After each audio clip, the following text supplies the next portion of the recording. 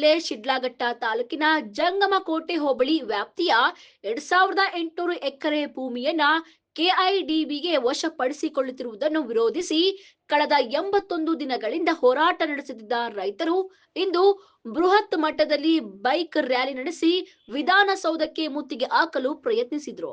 ಸುಮಾರು 10,000ಕ್ಕಿಂತ ಹೆಚ್ಚು ಬೈಕ್ಗಳ ಮೂಲಕ ತೆರಳಿದ್ದ ರೈತರನ್ನು ನೂರಾರು ಪೊಲೀಸರ ಸಮ್ಮುಖದಲ್ಲಿ ತಡೆದು ನಿಲ್ಲಿಸಿದ್ರು.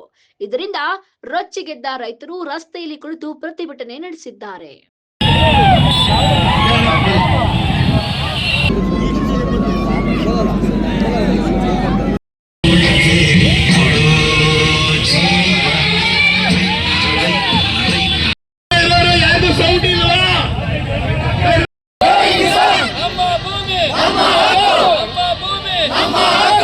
ನಾವು ನಮ್ಮ ಪ್ರಾಣ ಬೇಕಾದ್ರೂ ಕೊಡ್ತೇವೆ, ಫಲವತ್ತಾದ ಭೂಮಿಯನ್ನ ಕೈಗಾರಿಕೆಗಳಿಗೆ ನೀಡೋದಿಲ್ಲ ಎಂದು ಆಗ್ರಹಿಸಿ ಇಂದು ಸಾವಿರಾರು ಸಂಖ್ಯೆಯಲ್ಲಿ ರೈತರು ಬೃಹತ್ ರ್ಯಾಲಿ ನಡೆಸಿದ್ರು.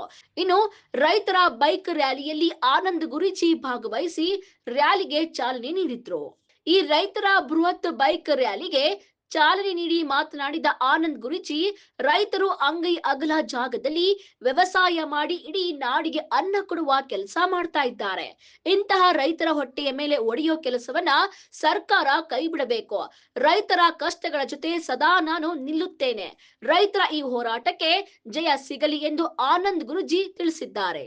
ಇನ್ನು ಶಿಡ್ಲಘಟ್ಟ ತಾಲೂಕಿನಿಂದ ಬೈಕ್ ರ್ಯಾಲಿಗೆ ತೆರಳಿದವರಿಗೆ ಬಿಜೆಪಿ ಜಿಲ್ಲಾಧ್ಯಕ್ಷ ಸಿಕಲ್ ರಾಮಚಂದ್ರಗೌಡ ಹೆಲ್ಮೆಟ್ ವಿತರಣೆ ಮಾಡಿದ್ದು, ನಂತರ ಮಾತನಾಡಿದ ಅವರು, ಈ ಸರ್ಕಾರಕ್ಕೆ ನಾಚಿಕೆ ಮಾನ ಮರ್ಯಾದೆ ಇಲ್ಲ.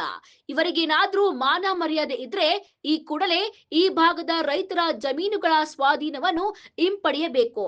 ರೈತರು ತಮ್ಮ ಭೂಮಿಯನ್ನು ಉಳಿಸಿಕೊಳ್ಳಲು ಕಳೆದ 3 ತಿಂಗಳಿನಿಂದ ಇಲ್ಲಿ ಧರಣಿ ನಡೆಸ್ತಾ ಇದ್ದಾರೆ. ಆದರೆ ಸರ್ಕಾರಕ್ಕಾಗಲಿ ಅಧಿಕಾರಿಗಳಿಗಾಗಲಿ ಕಿವಿ ಕೇಳಿಸದಂತೆ ನಡೆದುಕೊಳ್ತಾ ಇದ್ದಾರೆ. ಈ ಭೂ ಸ್ವಾಧೀನ ಕೈ ಬಿಡದೆ ಇದ್ದಲ್ಲಿ ಉಗ್ರ ಹೋರಾಟ ಮಾಡುವುದಾಗಿ ಎಚ್ಚರಿಕೆಯನ್ನ ಕೊಟ್ಟಿದ್ದಾರೆ. ವರದಿಗಾರರು ಮೋಹನ್, ಪಿಟಿವಿ ನ್ಯೂಸ್ ಕನ್ನಡ, ಚಿಕ್ಕಬಳ್ಳಾಪುರ.